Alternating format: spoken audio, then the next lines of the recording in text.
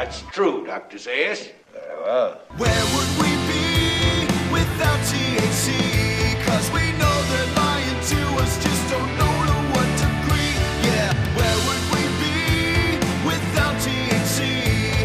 The Higher Side Chat Show, Greg Carlwood and Company. Here we go, Higher Side Chatters. Happy New Year. Drinking a little drink, smoking a little smoke. Here's to living the dream in 2016, guys. From sunny San Diego, I'm Greg Carlwood, and I'm pumped for this show. I've said many times, I think it's almost impossible to separate the truth from the power pyramid's manipulations in almost all aspects of life. Our religions have been altered and used as vehicles for war and division. Our sciences have been carefully crafted to leave out powerful forces alternative scientists have stumbled upon. Enlightening entheogens have been quarantined away in the land of the free, where we don't even have control over our own state of consciousness. And that's not even the half of it. We get almost everything we know from authorities that have been vetted by gatekeepers and work to reinforce their established consensus reality. This is a problem, and unraveling these deceptions, that's where we get our kicks on THC. And of course, history is going to be one of these manipulated areas. Sure, we've corrected little things like the heavily circulated lie that Columbus discovered America, but what if the historical deceptions are wilder than most of us ever imagined? That is what today's show is about. And my guest, Sylvie Ivanowa, is someone I'm lucky to have found, and hopefully you guys will love. But on her YouTube channel, she has a series called When the Atlantis and Hyperborea Survivors Wake Up. And she details a history that is radically different than our own, and she does a lot to back it up. In this show, we talk about Russian researcher Anatoly Fomenko's work and his book series. You know I like my Russian researchers. But his work also plays a huge role in Sylvie's series. And she really was one of the first to really grasp the work and incorporate it into something for an English audience. I guess they've translated his books now, but even still, in Russian there are 7 and in English there are 4.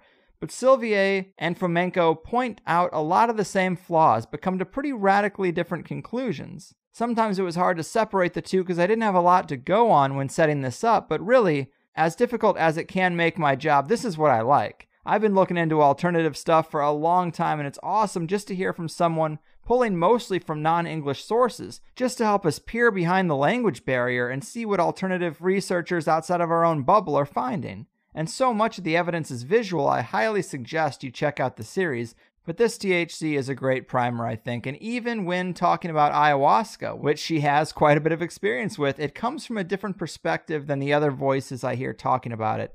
And even that is interesting to me, so let's just dive into it. One of my new favorite researchers, Sylvie Ivanowa. Tell him, Charlie. It's the Higher Side Chats podcast, but you can call it THC. Always talking fringe ideas, digging up conspiracies. Stuff they don't want you to know, it's the stuff we want to see. That's life here on the Higher Side. It's the place for me, it's my favorite show, where the guests are great and my mind gets blown. The Higher Side, love the Higher Side. Raise your glass and toast to Carlwood, the host, on the Higher Side Chat Show.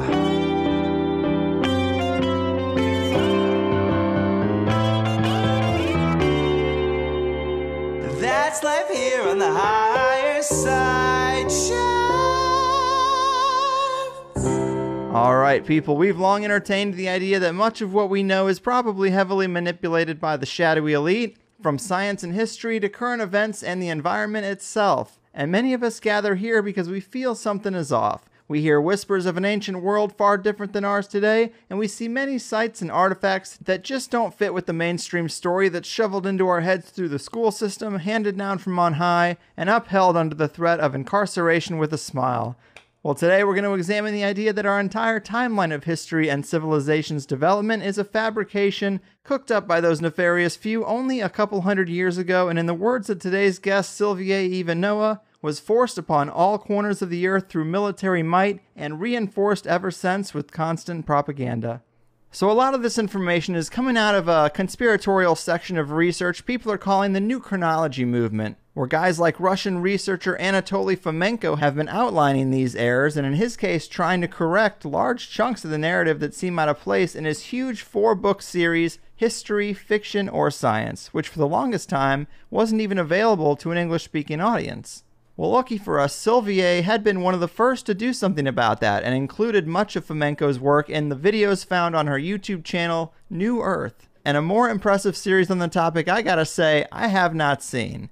She really is one of a kind and is uniquely qualified to speak on the topic. She spent a lot of time with indigenous cultures who have relayed to her their remnants of the true history. She's heavily researched the academics, PhDs, and scholars who also realize something is wrong with the official narrative. And she's gained even deeper insight from her over 200 tangos with ayahuasca. It's truly an honor and a pleasure. Sylvie, welcome to THC.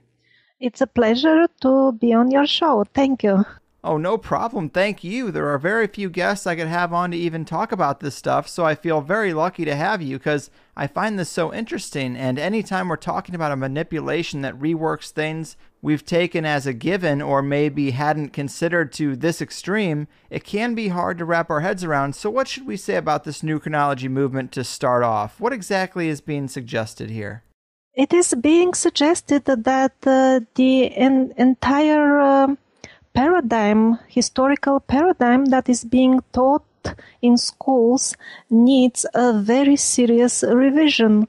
Probably the history as we know it is correct for more or less the last 200 years. And before that, it's heavily edited. And the more we dive into antiquity, the further we go into the bygone ages, the more manipulated it gets. Mm-hmm.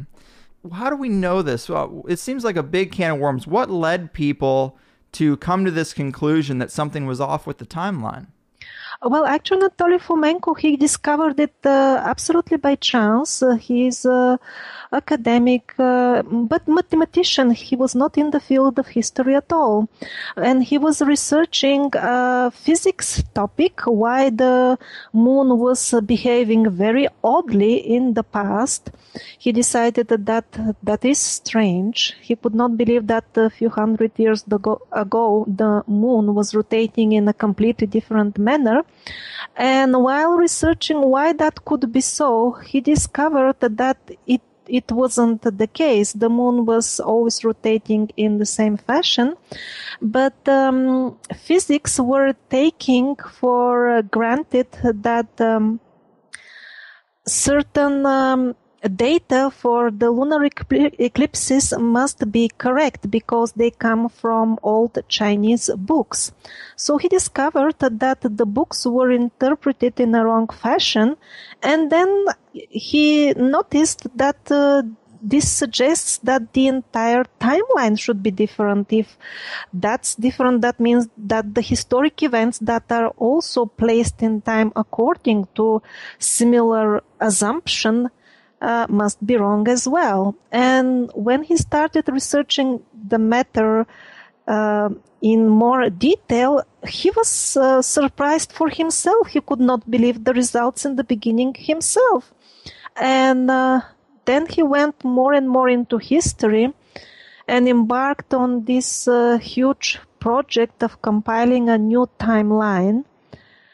And in the beginning, as he says himself, he could not believe it himself, how different was the reality from what we are told in school. But my series about the survivors of Hyperborea and Atlantis is only partially based on his work. There are some major differences. And to start with, he doesn't even mention Hyperborea and Atlantis. He says everything started 1,000 years ago. With which this is one of the very few points where I don't agree with him. But I still believe that he is the most reliable source of what we call ancient history and medieval history and recent history.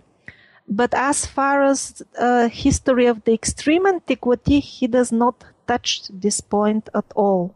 Okay. Yeah, I thought that was really interesting too. But it is important to note this thing with the moon eclipses. I think that's really compelling because apparently when you look back at the historical record of the recording of the eclipses, this guy, Robert Newton, said the moon was behaving very strange in the past.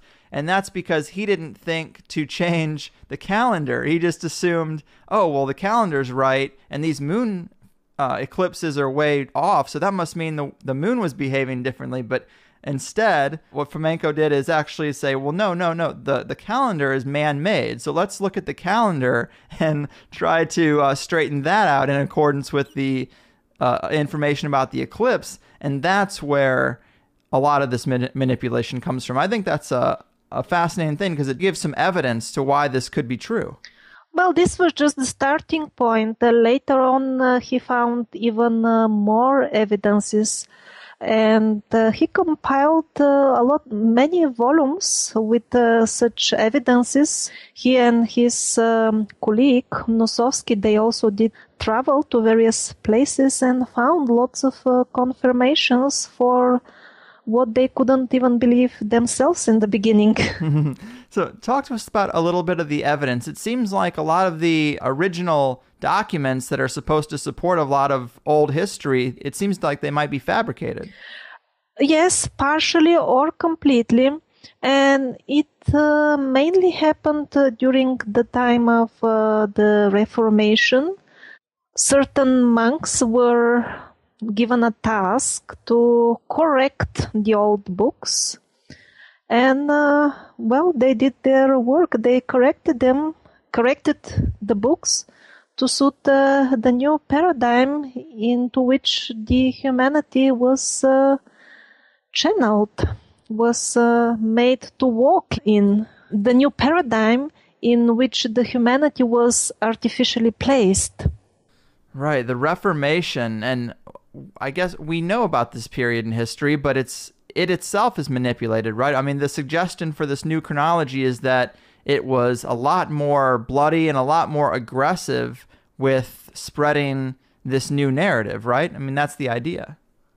Yes, the Reformation nowadays is, if you ask a person on the street, he will tell you it's some sort of a religious movement.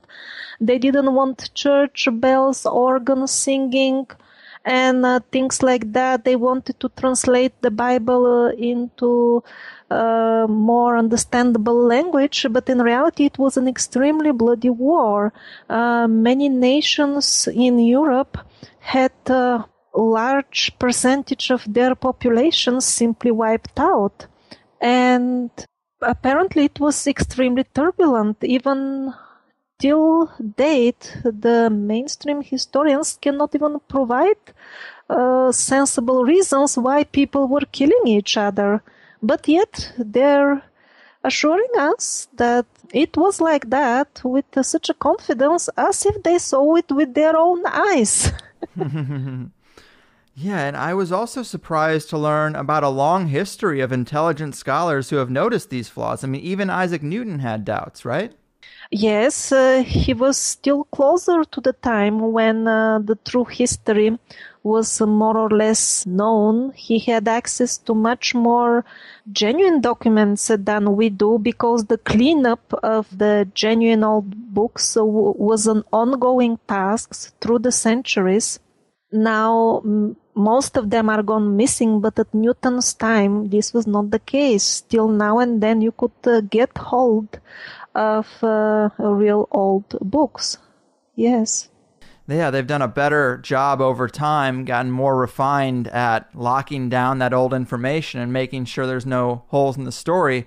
I wrote down a couple of descriptions from your video of the scholars who have noticed this and have been discredited, just so people can get an idea that this isn't just one or two fringe researchers. There's this guy, Gunnar Heinsohn, lived in Germany, studied philosophy, economics, and sociology in Berlin, obtained his PhD in 1973. Since then, he's taught at the University of Bremen in Germany. He was one of the first German critics of chronology, and in 1982 co-founded, together with three others, the Society for the Reconstruction of the History of Humankind and Nature.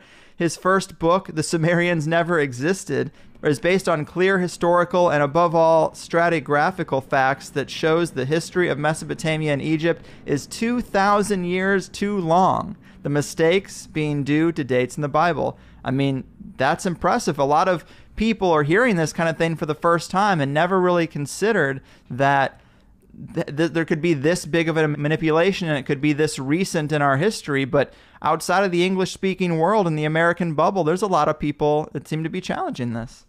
Yes, and it's not a new thing. The new chronology is not a new idea. Before it was known maybe under the name of the artificial 1,000 years. That was a keyword many years ago. Many people started noticing that 1,000 years are very strange.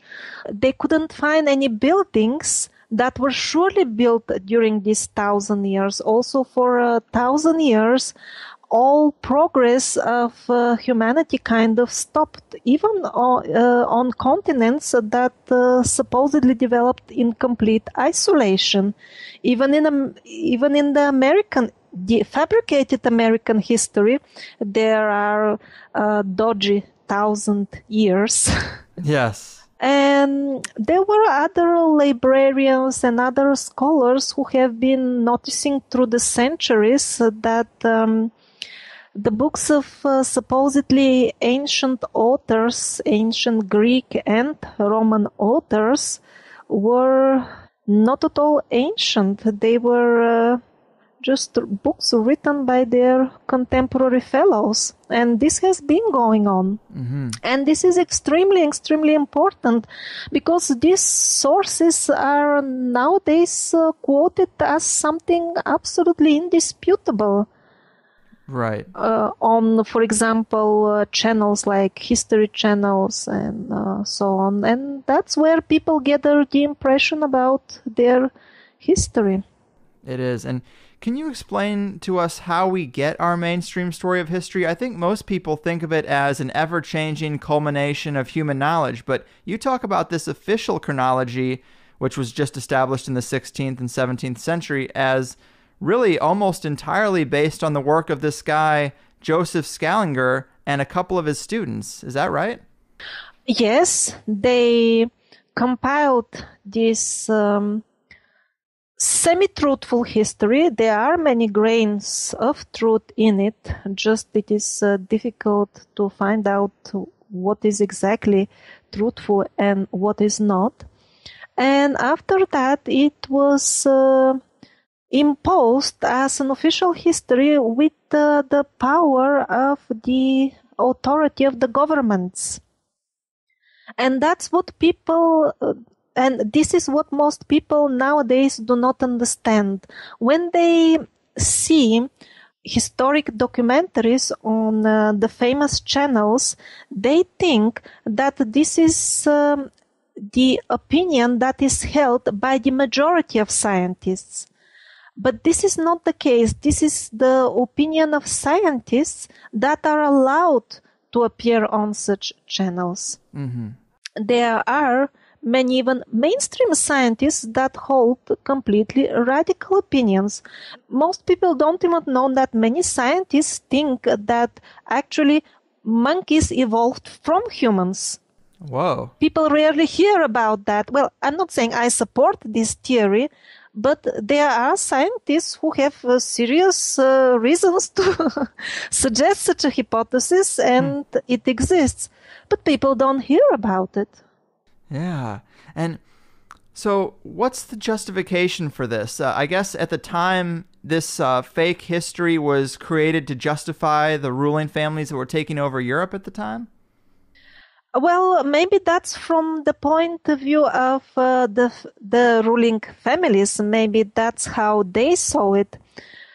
But if we have to see it from a higher perspective, who organized all this and who made this master plan and implemented it, holding authority over all these royal families who did the hard work on the ground, so to say. These are different entities, that I call parasites in my, I had to coin a new term. Right. And I think they're of, how to say, an origin that is not indigenous to our planet. Right, yeah. It sounds a little bit like the archons of Gnosticism. There seems to be a lot of parallels there. Yes, to some extent. Okay, so in the series, you do call these perpetrators the parasites, and you start the story with the ancient advanced civilization of Atlantis saying these parasites came and destroyed the culture from within, leading to the survivors of Atlantis going out to the indigenous cultures and teaching them knowledge and trying to rebuild. What can you tell us about these parasites? Who are they, and do you know where they come from?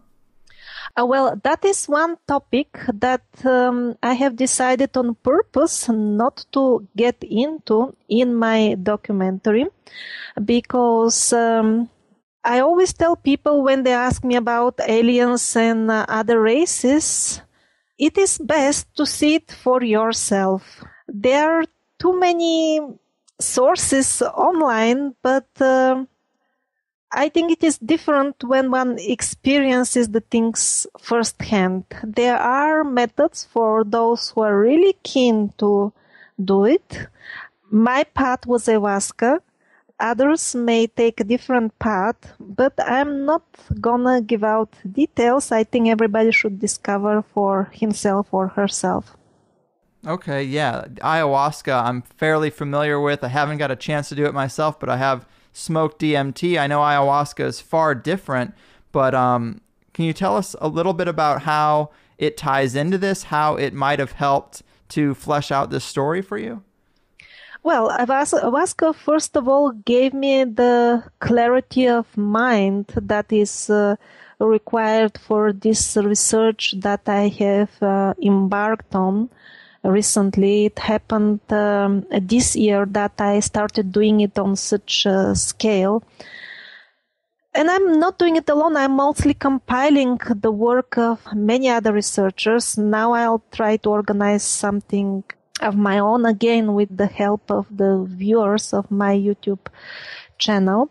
But that requires clarity of mind, and I'm a completely different person after I spent this 1 or 2, whatever, 1.5 year or two in the jungle. I'm thinking in a completely, how to say, my software was upgraded so much because I drank almost every day for a long period, and then I stopped drinking.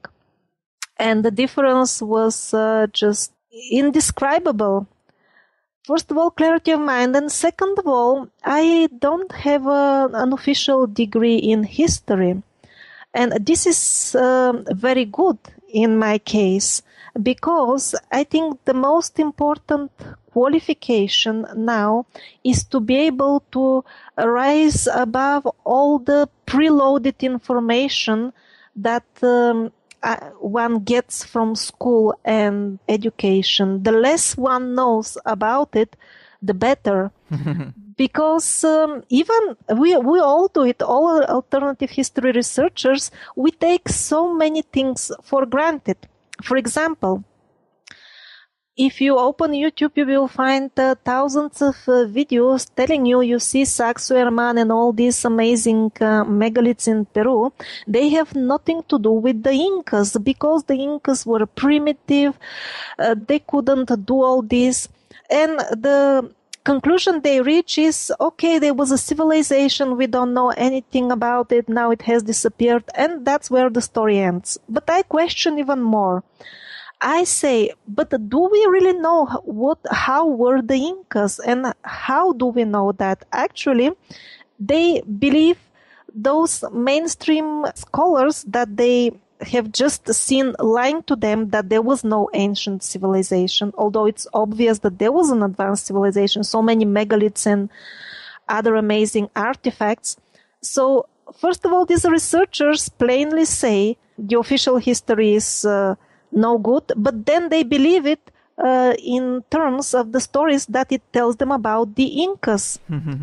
But if we continue pursuing this example, the full history of the kingdom of the Incas is extremely strange. They were always at war on all fronts. Nowadays, we're supposedly more advanced. A nation nowadays wouldn't be able to finance and support so much war on so many fronts with such numbers of population. They were not many, according to this very same mainstream history. So they were all the time at war. They were building at an amazing rate that we cannot replicate with our so-called advanced technology. The full thing is basically a joke. So what I'm saying, it's time to question even more. I don't say the Incas built all these megaliths. I'm saying we don't know at all. There is a chance that the Incas were in connection with the people who built the older megaliths. Yes, we can see that they are older because often on their ruins the Incas built their stuff on top in their typical Inca style. But there are some sites where the level of technology is kind of in between the level of the Incas and the good old megaliths. So I'm pursuing that line of thinking that it is possible that the Incas were in touch with the builders of the old megaliths. Right, and that is an important point that a lot of alternative researchers make this case that we apparently were more smart than we are now, and we've devolved ever since then. And the evidence does support that, because with these megalithic sites, the older layers underneath the structures, they seem more detailed and advanced, and the newer layers seem more primitive. And that backs up that idea that we've been slowly going downhill, maybe ever since this point that manipulation took place. Oh, I think it started much earlier. This manipulation that I'm talking about in the Survivor series is during the last few thousand years. I think it started much earlier, during the time of Atlantis. And both parasites and some good people from Atlantis, they both survived that terrible destruction of the island. So the two parties were there since that time, but in the beginning, the survivors, they knew their history, and this active erasing of history started only in the recent century when people became dumb enough to buy it. And so in this paradigm, we're putting Atlantis at about 7,000 to 10,000 years ago. Is that right? No. At this time, I have no dating for Atlantis. I'm working hard on it. I want to achieve some really scientific results with combined data from remote viewing, past life regressions, and reliable old texts. But for now, no, I wouldn't place Atlantis 7,000 years ago, maybe 20 or 30. But I think 7 is probably you're getting the date of 7,000 years ago.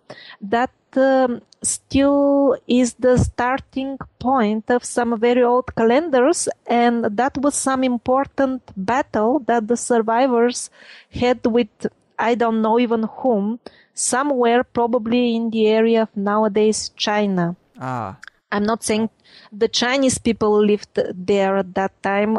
God knows what race lived there. But that was some important battle somewhere in their saga of being chased by their enemies for many thousands of years. Gotcha. Okay. And that is another interesting point. In the videos, you talk about Caucasians living in Japan, it seems before the Japanese, and there's some strange things going on there. You talk about waves of survivors coming through. How does this work with the races and these waves and some of this kind of stuff that Caucasians seem to be older, or even that indigenous tribes and peoples seem to have memories or oral traditions of meeting Caucasians earlier than they're supposed to?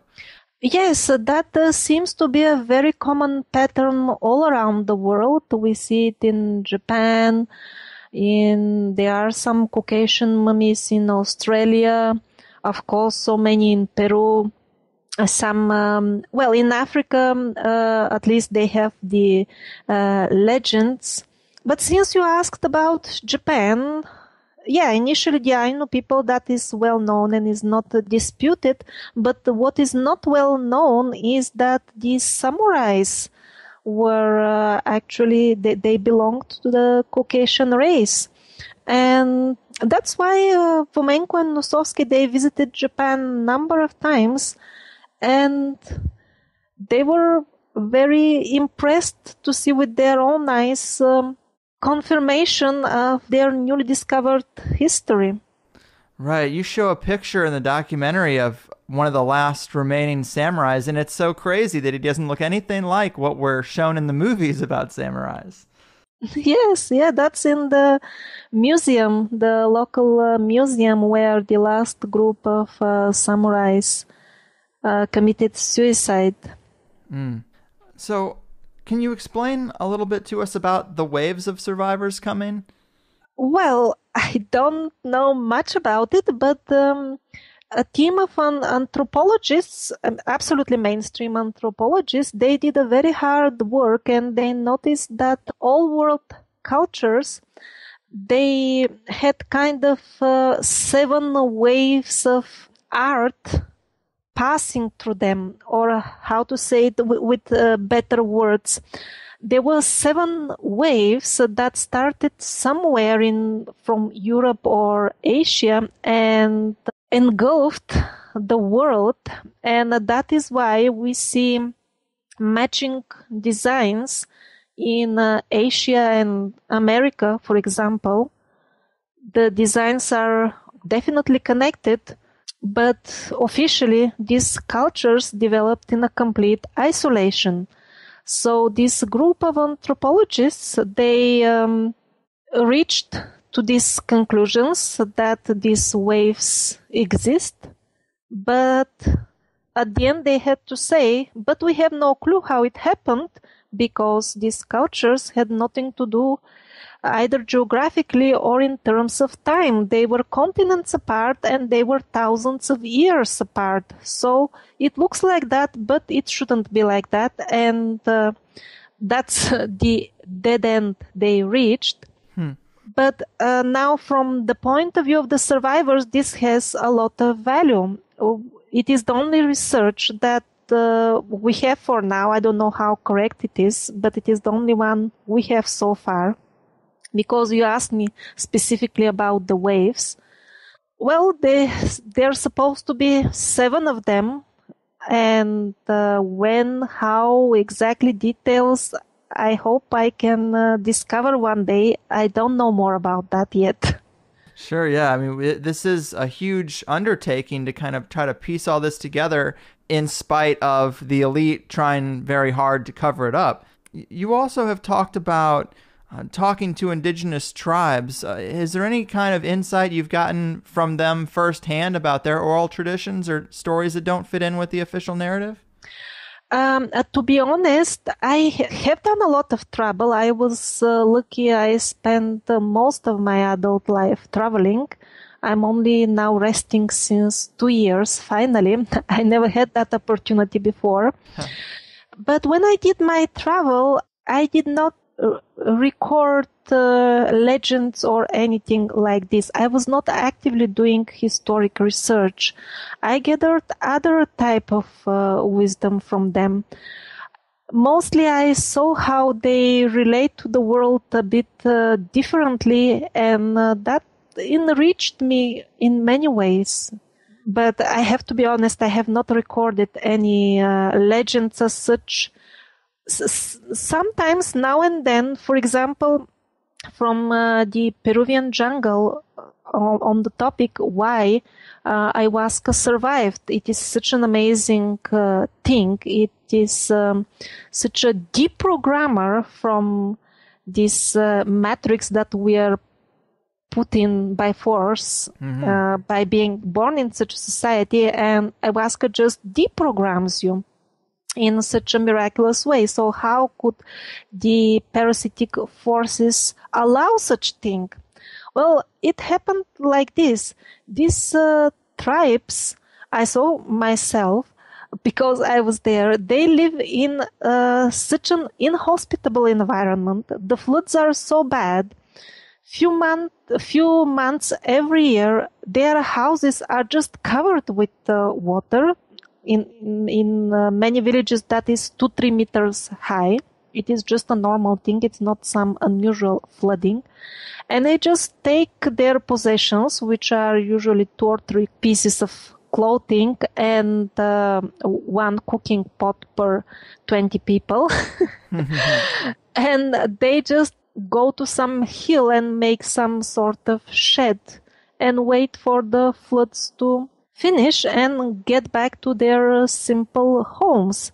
So this is a kind of difficult life. There is no infrastructure, and with the advanced ones, it was just too uncomfortable for us and we couldn't reach there. That's why those people could keep the tradition. Right. And I was asking them about legends and about ayahuasca, and they told me, no, we are wild people. We didn't have any, that's what they told me. I'm not offending them. This was told to me by Shipibo people. They told me, no, we don't have any culture.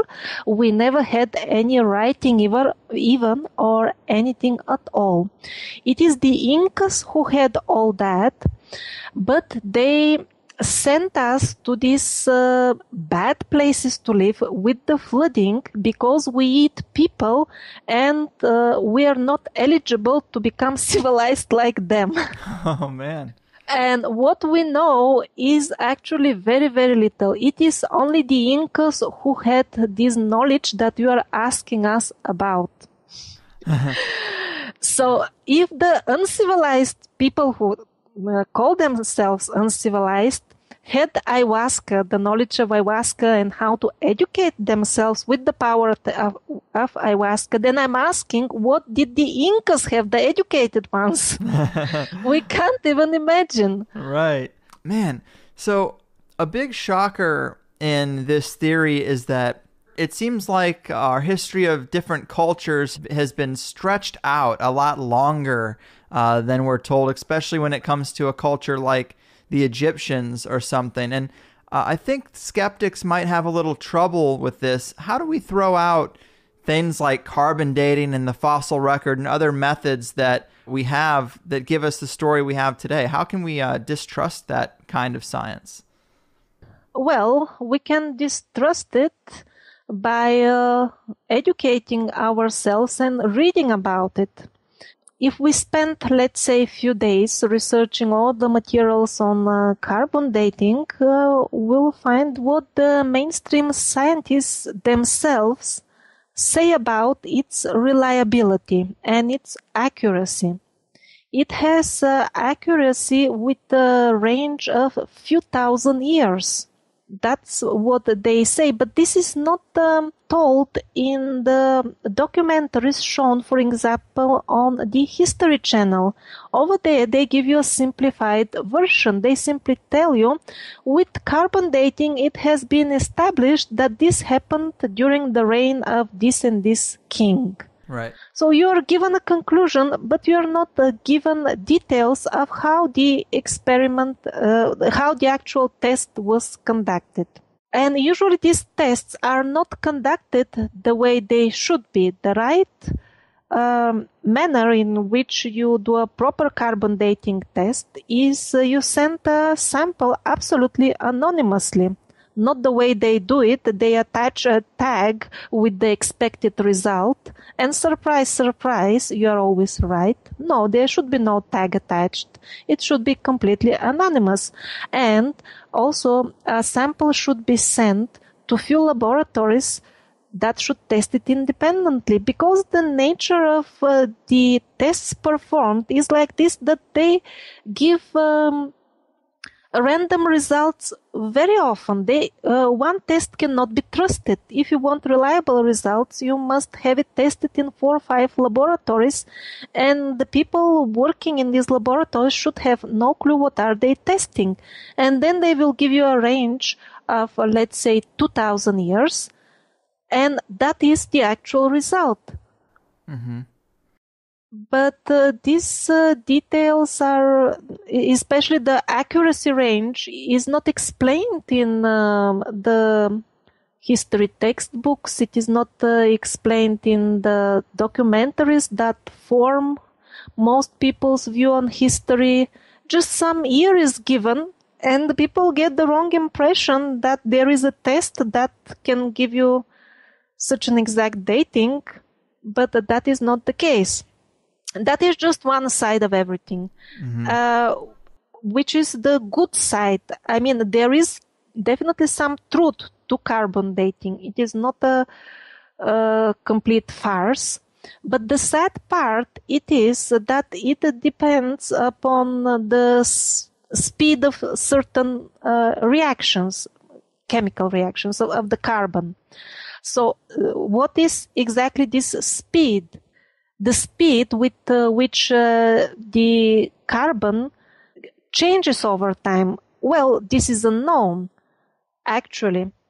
But they have to use some sort of value for this speed to get results for their tests. Otherwise, the equation will be incomplete. You cannot solve an equation when all the parameters are unknown.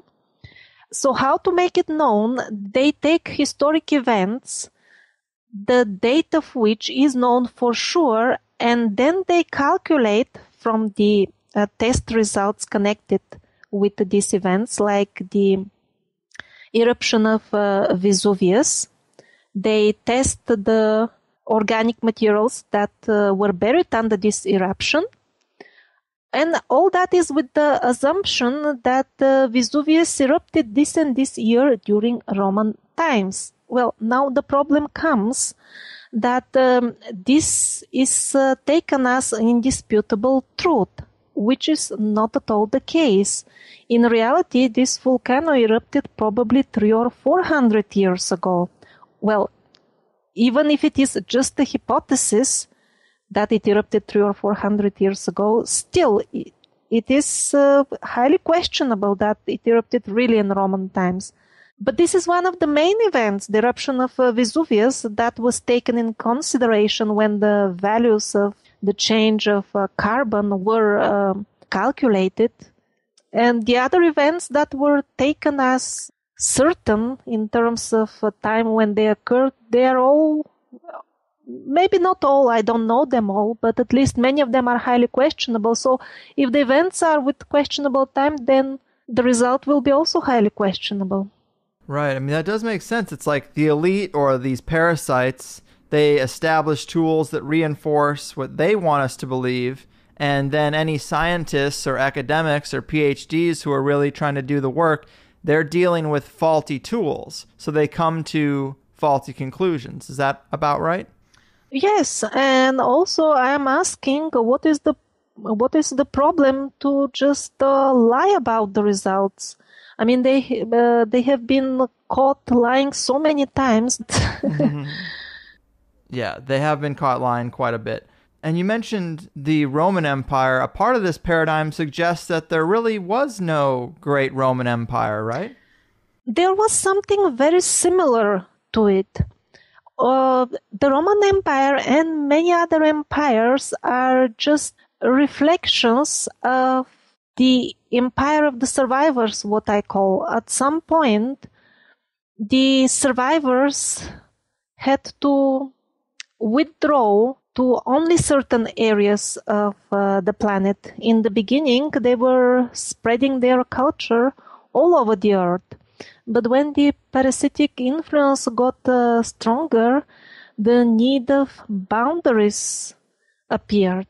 And then this country, I don't know how this country called itself, but nowadays we call it with many names, and many of the ancient empires are only reflections or as Fomenko calls them, phantoms of this great empire.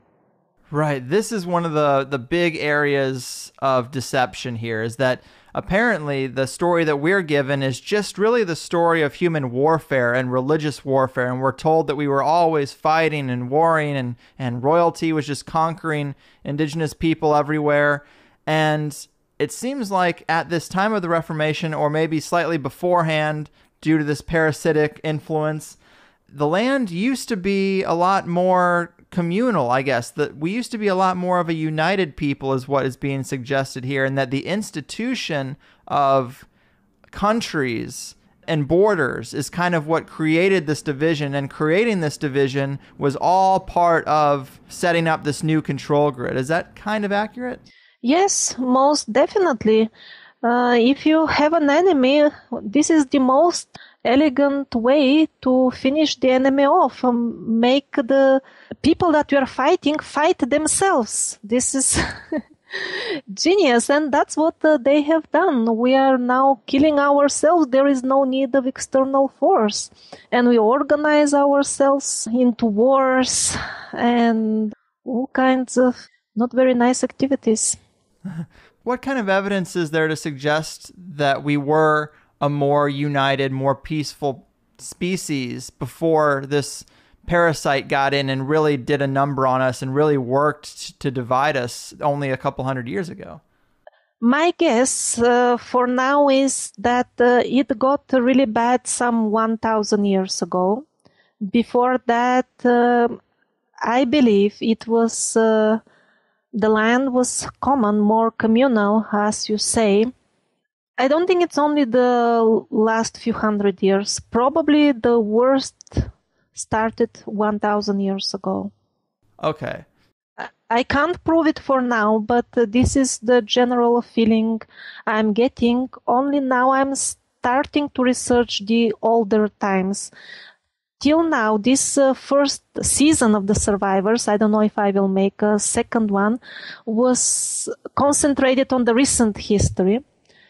Now I'm turning my attention to the really ancient one, but it seems that the worst started 1,000 years ago, and Christ came 1,000 years ago to try to diminish a bit the evil that will be upon humanity. To some extent. Yeah, to quote another one of these doubters of the official story that you have in one of your videos, this guy, his name was Edwin Johnson. He died in 1901, but he was a professor of classic literature in New College in South Hampstead, England. He ended up writing a book stating that the Christian church was created in the monasteries of France around 1500. The classical works of the fathers of the church were written by poorly skilled monks. The New Testament followed later, and there are no older texts. And it points to the historic invention of printing.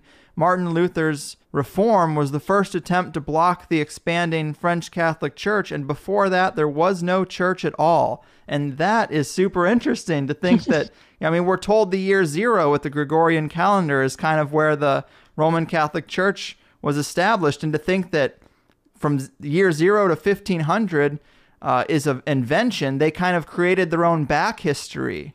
In general, yes. I don't think the full Christianity was created at that time, but at that time it was twisted. That's my perspective.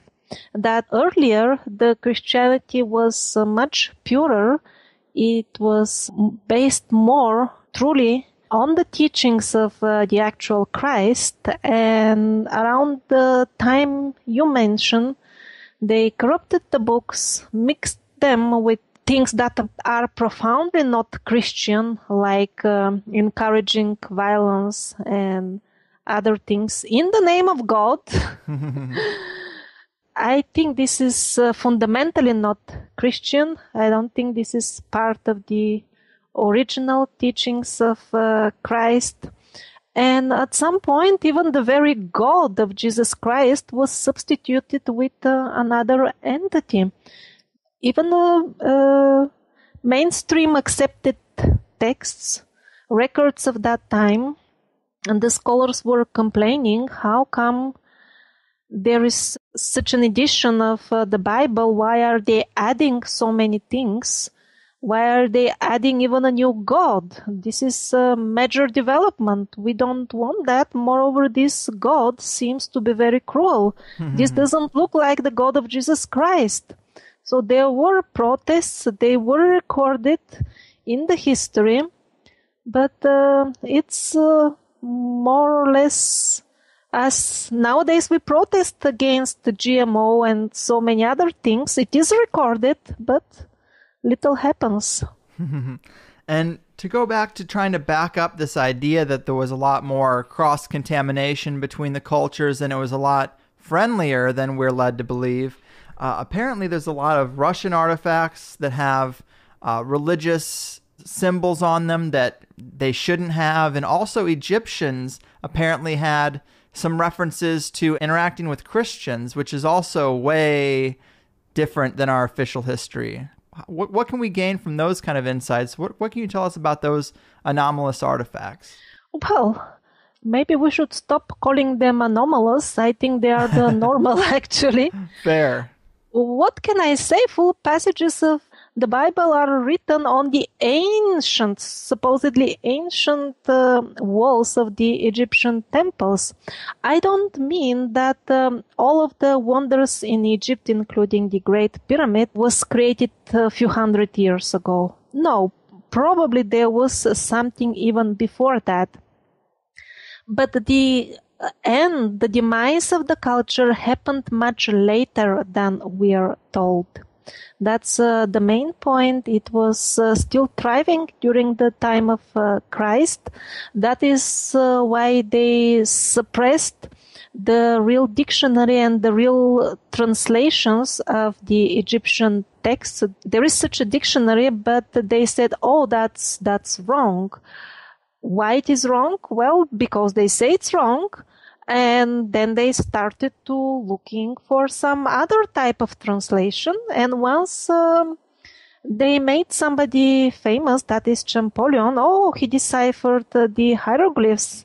And they made a big noise about it. And after the full world was convinced by the mass media that Champollion finally deciphered everything, then they started silently admitting, actually the older translations, they were also correct. And now we understand, now that we know the truth.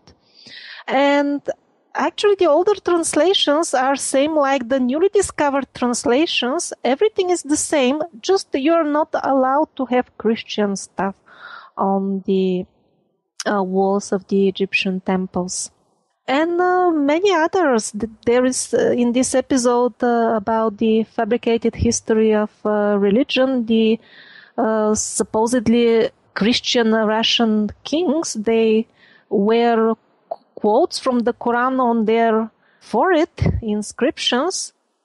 And at the same time, Islamic and Muslim kings, they mint coins depicting themselves with Christian crosses and other Christian symbols. So I think this shows that things were radically different than we are told they were. Yeah, and when you talk about Egyptian culture having artifacts where they interact with these Christian groups, another part I thought was really interesting was because it's a very shocking idea that the Egyptian culture is much more recent than thought. But you show a book in the documentary where it is basically the translation, it is the alphabet, and people used to go in through Egypt and do the translations themselves. They'd have the little translator book with them, just like any other culture. If you were to go to Japan before the internet, you'd have a book for translation, and people used to kind of do this themselves, and then that was all stripped away, and Egypt was thrust into the past. But apparently, according to some people who are in this new chronology movement, it was Napoleon who really did the wiping out of the Egyptians. Is that true? Mm-hmm. Together with Champollion. Yeah, they were players in the same team. Yes. So to get the timeline right, would we say that Napoleon going to Egypt and destroying that culture was kind of in line with Columbus coming to America and destroying the culture here? Yes, this was the wave of destruction. We usually call it colonialism. I'm not sure how much the people who were executing the plan on the ground were aware of what they're doing. Probably they had a completely different understanding. Maybe some of them considered it patriotic or religious or whatever explanation they had in their minds, but the overall master plan was to eradicate as much as possible from the artifacts and the historic sites that show connection with the survivors of Hyperborea and Atlantis. Man, it is so interesting, and it's weird because it's a common thing for alternative researchers who are looking at sites like Göbekli Tepe in ancient Egypt. They look at these sites and they push them back further in history. They admit there's a manipulation, but they push these things back way further than the official record of humanity. But it seems like some of these cultures, we should really be moving them up a little bit. I don't know about Göbekli Tepe. I think we should not trust any dating at all for now, because even this 10, 12,000 years, that is also mainstream dating. It has no meaning for me at all. I see two distinctly different periods, an older one with the bigger megaliths, and then those walls that connect the older megaliths, they resemble remarkably the Inca work, and they're so much more primitive than the bigger stones. So I think any dating that we don't even know how many periods, during how many eras or civilization was it used. I wouldn't be surprised if the bigger T-shaped megaliths are thousands of years old, and then the rough stonework is hundreds of years old. Okay, and then like maybe there's a similar parallel with the Egyptians where who knows when it started, it could go back a long time, but what we're disputing here is the fact that it actually lasted a lot longer than we're told it did, right? Everything is possible. I don't really try to even date the beginning of ancient Egypt. I can only say at this point that the end was much closer. When was the pyramid built? I have no clue. So the Mamelukes, the last keepers of the Egyptian knowledge, this is a topic that really deserves much more attention than it gets. I think this is one of the most interesting episodes of The Survivors. Mm-hmm. Elaborate on that a little bit for us, if you could. Well, Mamelukes, many of them were actually blonde people coming from the north, and they were still the ruling class in Egypt a few hundred years ago, actually. They were respected by the local population, and I think they were connected with the mummies, the Caucasian mummies of pharaohs and other unidentified Caucasian mummies that have been found in Egypt, the red-haired, quite tall people. So probably the Mamelukes were their last descendants. There are records that they were Christian, the Mamelukes. Usually people just hear their names and they automatically assume that they were Muslim. They were Muslim towards the end, but they kept their Christian roots for quite a long time. I think the Coptic Christians kept them much longer, but the Mamelukes were probably the descendants of those blonde, tall people whose mummies were found in Egypt. That's why they were tolerated as ruling class, although they were a minority. Obviously, the people must have respected them for some reason. It is an unusual situation that the majority of one country will support ruling class that belongs to a different race. Usually there is a good reason for that. And usually the rulers treat their subjects very well to even remain alive in this situation, a few hundred people ruling a few million. And I think the way they're portrayed nowadays as some sort of evil tyrants is absolutely wrong. They were caring, they cared for their subjects, and that's why Egypt did so well before the colonial forces came in. Man, so for critics who might think this is too wild of an idea, that the Reformation could have really been this effective and it's maybe too big of a cover-up with too many people involved, what can we say to those skeptics to kind of help the case that it is reasonable to believe that the European expansion could really have done all this so effectively? The only cure for such doubts is to get a hold of volumes of Fomenko's work. Many of them are available in English, and they have perfect annotations. Every quotation, the source is given. All these quotes about the Mamelukes, that they were blonde, that they didn't even speak the local language. This is supported by a number of quotes from books that are considered authentic even by mainstream historians.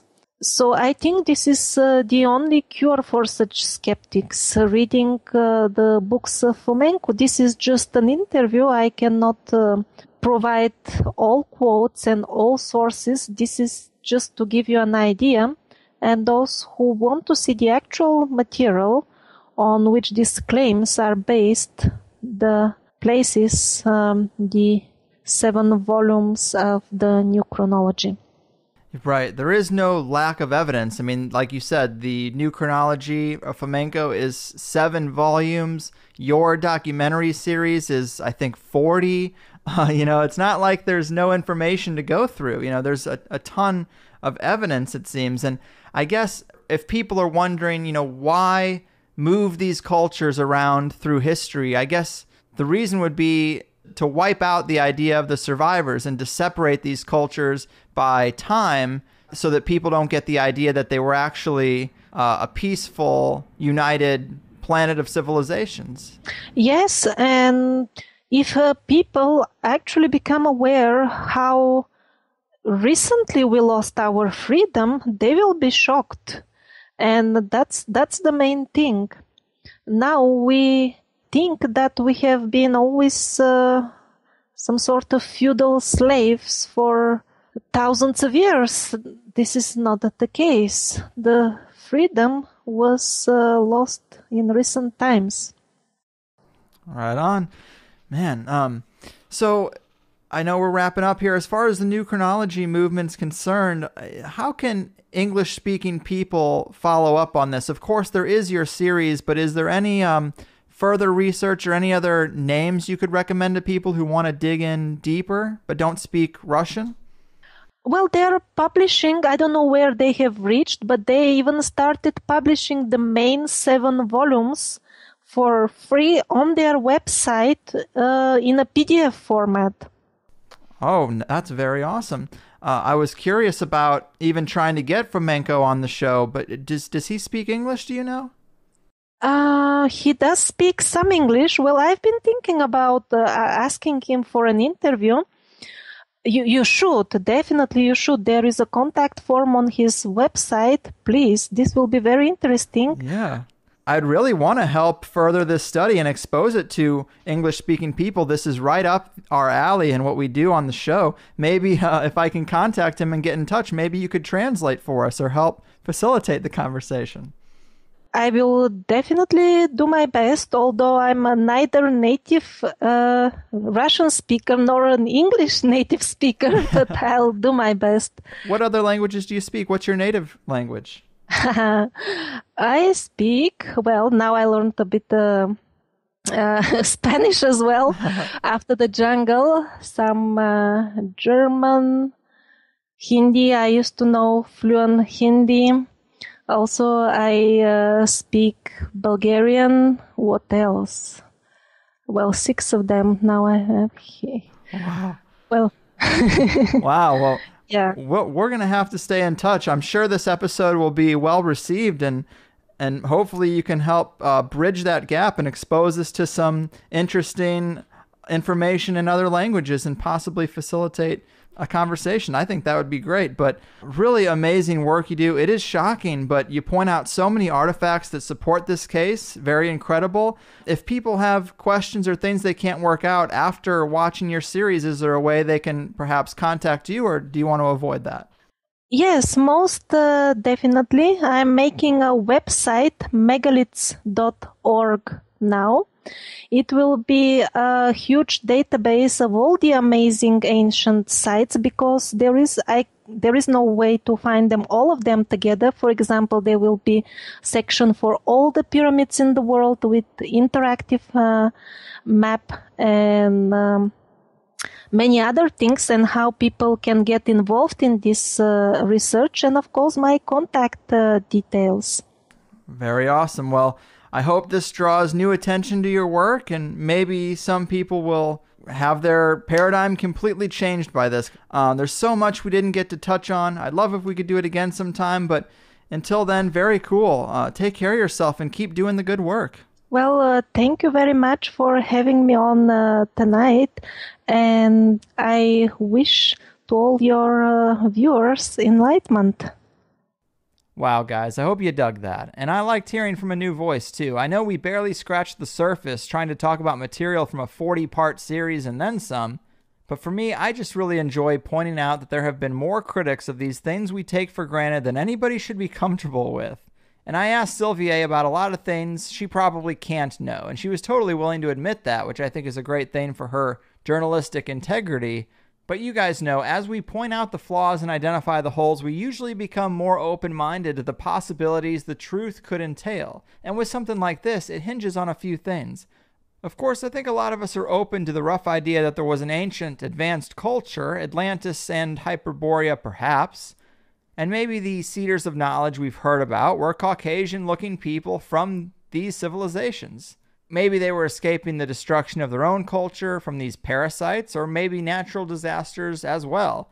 And maybe they spread out and integrated into less civilized cultures to pass on their knowledge and rebuild their world. A struggle they've been having ever since.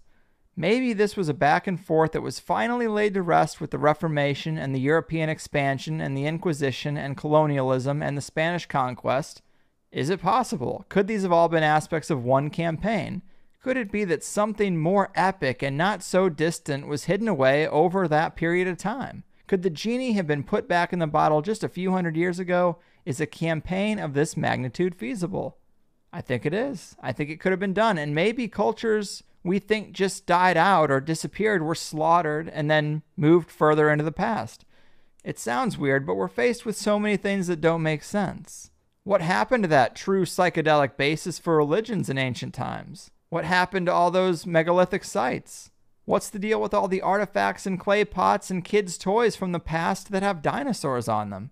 We talked about a few of them in the Plus show, but they're there. And maybe something happened just a few thousand years ago that destroyed these advanced cultures, radically altered the planet, killed off the larger reptiles that may have been normal at one time, and caused the catalysts to build all these underground tunnels and cities around the planet. I mean, hell, just realizing that humans could have walked with dinosaurs. And I'm not talking about creationist stuff.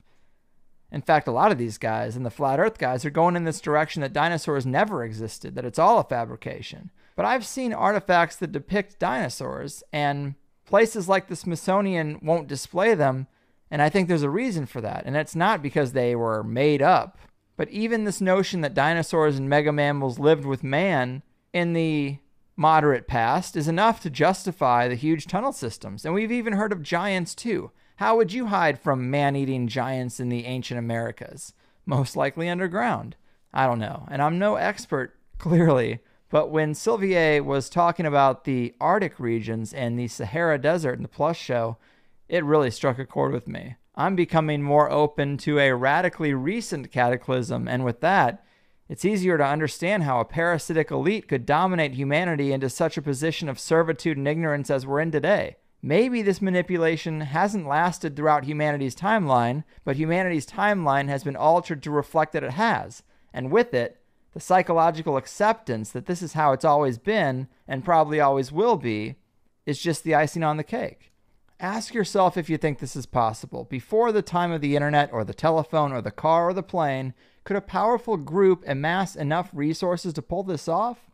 Well, we talked about the Roman Empire being a fabrication, and how interesting we're told that it lasted from like 700 BC to 1453, 64 years before the Reformation. So if you have a period of time where you want to rewrite history and establish a certain dominance, you pretty much have to leave the last 60 years alone because people are still alive. But 64 years is about the time you could start making history up. But in the meantime, 1478, we have the Spanish Inquisition. 1492, we have Columbus in America. A few short years later, 1518, Cortez in Mexico. Could this be all part of the same elite and the same campaign, the same parasite making sure that their way is the only way, their history is the only history? I think it's possible. I mean, just 200 years from then, we have World War I, which really was just a conflict between ruling elite who were in the same family. They were cousins. So how did that happen? How was that established?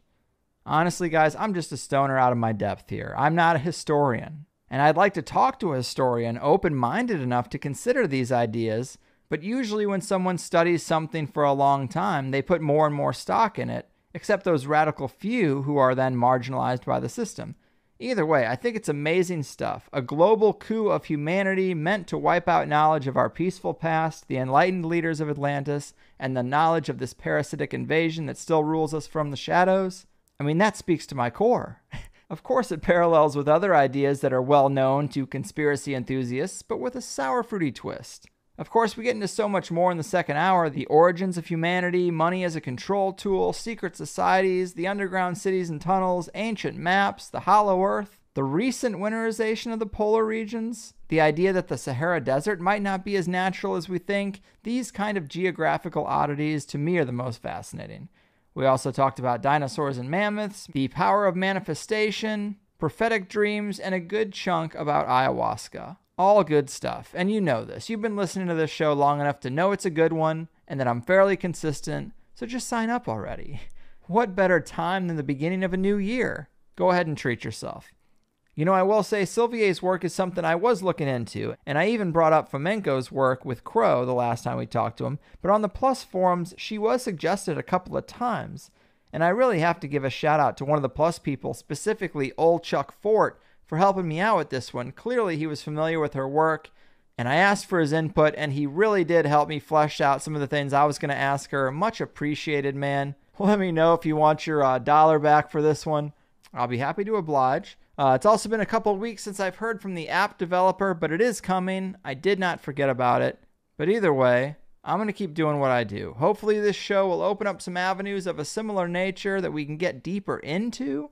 Be sure to reach out to Sylvie. Let her know she didn't waste her time here. New Earth is her YouTube channel. Megaliths.org is her website. And that's going to be it for me today. Your move, architects of the great history heist. Your fucking move. Sweet dreams to the elite. We're calling them out on THC, uncovering secrets and conspiracies. Everybody's looking for something. Some of them want to use you. Some of them want to get used by you. Some of them want to abuse you. Some of them want to be abused.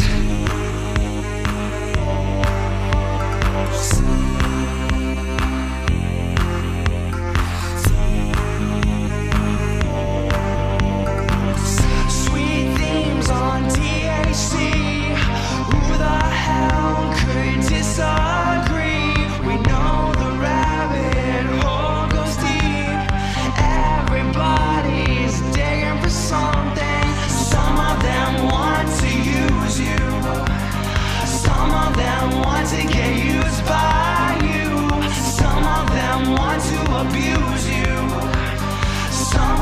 I'm on